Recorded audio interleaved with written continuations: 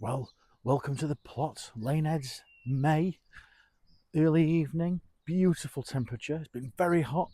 Thought we'd skip spring, go straight into summer here in England. So, the usual. Seasons have gone to complete pot, but lots of things happening on the plot this month. Let's go and have a look. So, plenty of things to update you with on the plot this month. Got loads of things in the ground, all them sowings we got in nice and early. Some pushing the envelope a little bit. Did they survive? Have they grown? Don't know. Keep tuned and we'll show you how things have been going. But if you stay right to the end, we've got a bit of an update on a couple of the little projects and we'll see how they've gone on. So let's go and have a look. So starting at the big front of the plot, we've hilled the potatoes, but can't believe it. Earlier this week, we got another snap frost. That is absolutely heartbreaking. These first earlies have been hammered for a second time. They bounced back after they'd come up first time and they did have another frost. I did fleece them, but I thought we got away with it. But I think it was either maybe Tuesday night this week. I think it went down to about 2 or 3 degrees and there was a frost. And it's just nipped all the tips of these. Look how sad they look. I'm just hoping that they just come back and I mean that one's not, I think that one is romping away nicely, but that might just have survived the frost and carried on. But yeah, not great. Put a few of the cloches over the second, I think that's the second earlies, and some Charlottes at the back there. I have to check with one of the other videos and see where we're up to, but I've held them up, tried to protect them a little bit off the frost, but as you can see, they're just too big.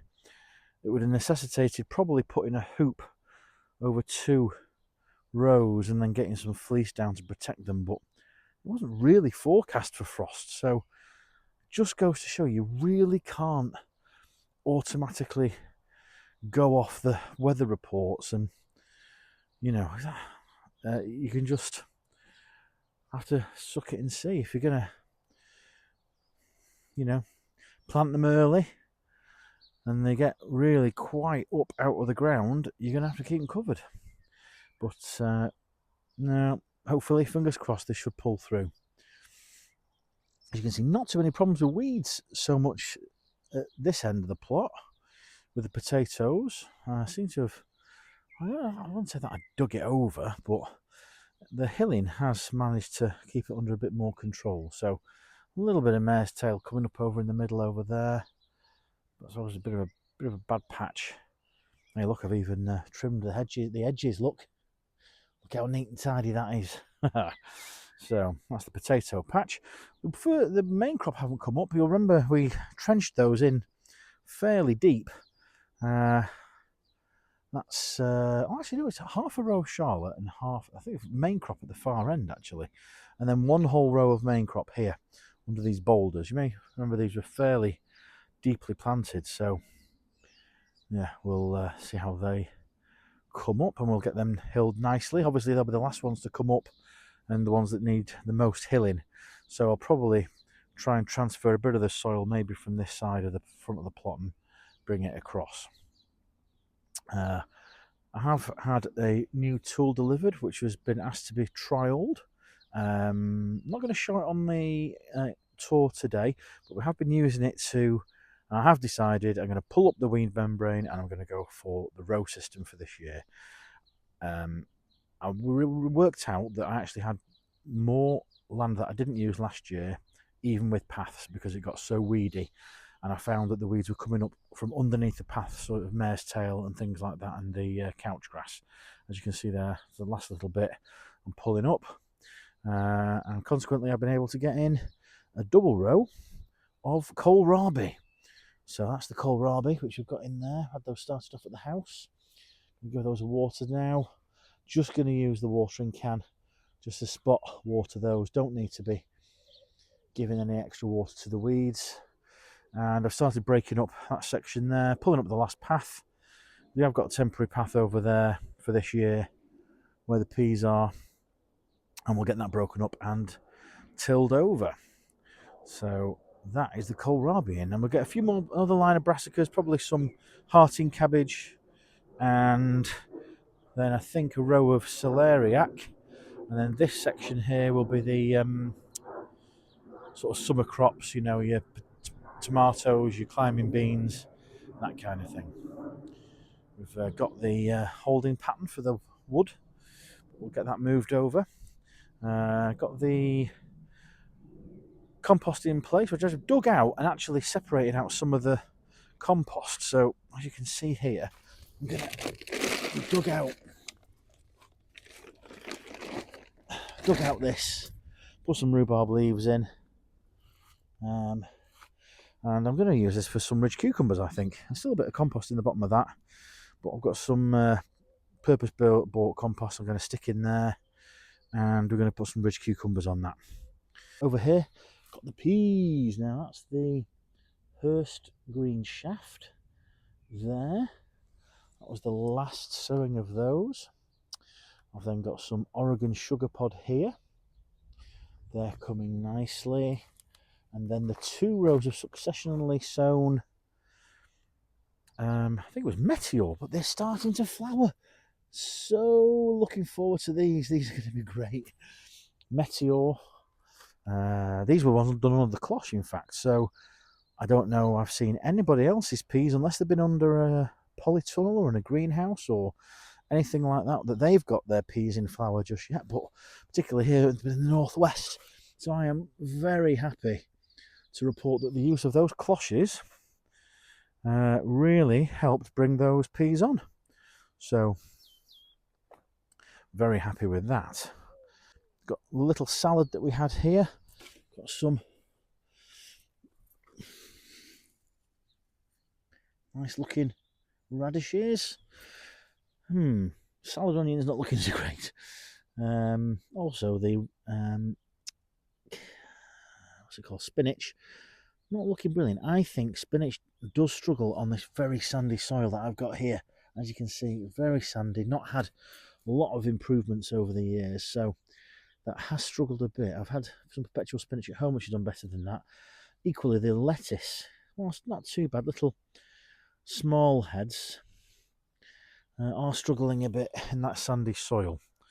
The Chima de Rapa went straight to flower. I did have a weekend away, and that's just basically all gone to flower now. It's a seed. So what I'm going to do is I'm going to whip those out, maybe decide if the spinach is worth saving, maybe do another sowing of some Chima de Rapa. Then we've got the Aquadulture Claudia, which is all starting to flower. That is looking so good. I'm going to get a good harvest, I think, off those. A lot of mare's tail, unfortunately, but I did weed them quite a bit, but that mare's tail really has come back with a vengeance. So lots of flowers on that. So hopefully we'll get some good broad beans. Now, I have fertilised and been trying to keep on top of the weeds on the Allium bed. The shallots are looking great. That middle row there looking absolutely perfect. A little bit burnt on the tops, but we've had such dry weather. We're giving them a water today. Onions, not looking too bad. Some of them are better than others. We've got that one there, nice number of leaves. That should be a nice decent size. A few though, like this little one here, a bit weedy, not looking so great. So I'm also going to try and pull these a little bit earlier this year. Don't want to run the risk of the dreaded onion white rot. And there's a heck of a lot of volunteer potatoes as well. So I'm hoping that a few of those are maybe the variety Epicure that I couldn't get any seed potatoes for this year. And if they are, then I might keep them. But don't really want to be disturbing the alliums too much by digging out volunteer potatoes. So I'm pretty happy with that. The garlic, as you can see, yellow on the tips. Again, I'm putting that down to the dry weather we've been having. They're looking good. I'm pretty happy. Elephant garlic at the front, even better. I mean, look at that. Stand of that. It's absolutely brilliant. Very happy with the elephant garlic as always.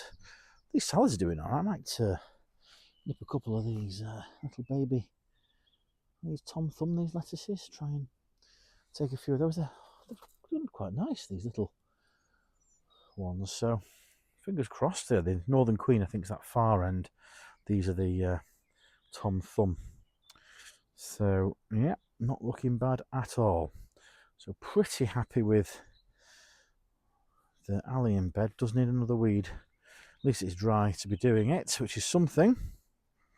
Over here, these haven't fared too bad in the containers. These potatoes, these first earlies.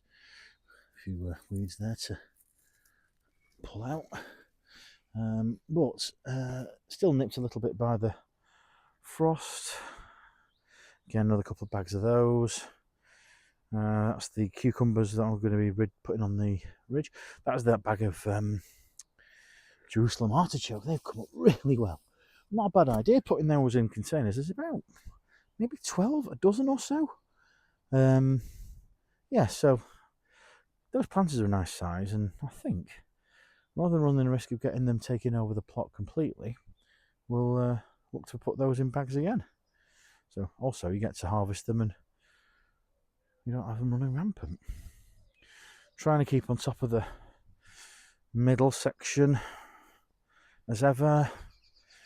The purple sprouting broccoli pretty much done now. I've sheeted this down, which was, we had some alliums earlier in the year.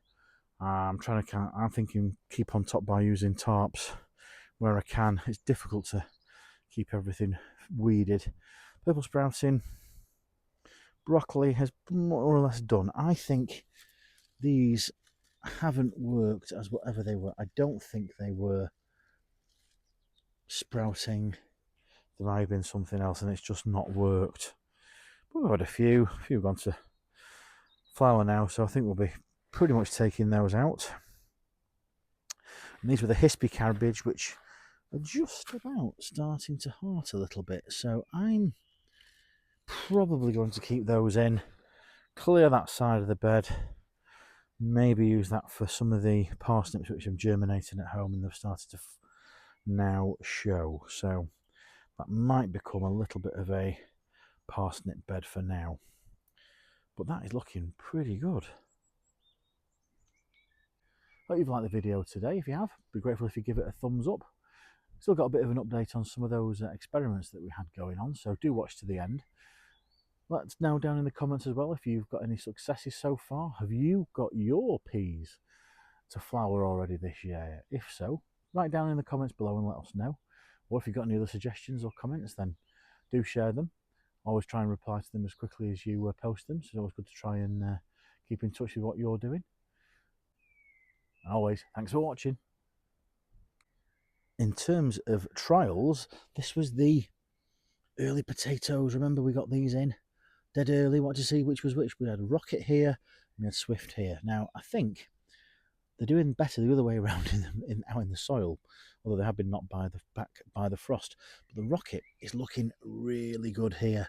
So I am pretty sure that is just about to start to flower, which means that it's getting close to harvest time for those in the bags. So I think the Rocket may have the slight edge on the Swift, but when we come to harvest time, might be a bit of difference between yield as well and taste. So I'm going to give them a water today. It's been very dry. Let's see if we can try and bulk these up and make a difference to what we can get out of them when we come to harvest time. Now, you might remember, I've got the video, I'll put a link up above, which was for the trial on the raised bed with the use of the Victorian cloche in it for the beans and the little tomato plant that we had.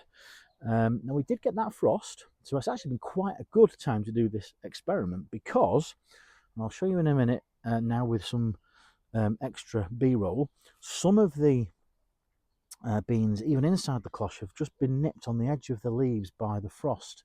But one has been done really badly outside of the cloche, which goes to show that the cloche has provided, even overnight, some really good protection from that frost.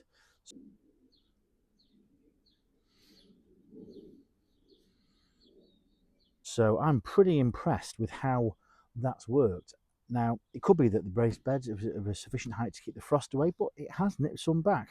So, bearing in mind that all the ones inside the cloche have survived, I'm happy to say that I'd be pretty confident that you get more knockback if you even had them in raised beds to protect them from the frost. And if anything, these are thriving. I think we're not far away from getting some kind of flower on these soon. So I think that's pretty much confirmed that these cloches really have made the difference on that. And I think they'd even make the difference if they were out in the ground and I'd done those even a couple of weeks earlier, because we have had really warm weather but some frost and cold nights. So they'd have been great to get a really early crop of beans in. And there's even some flower hides starting on the tomato plant. I'd say trial confirmed. But that's really good.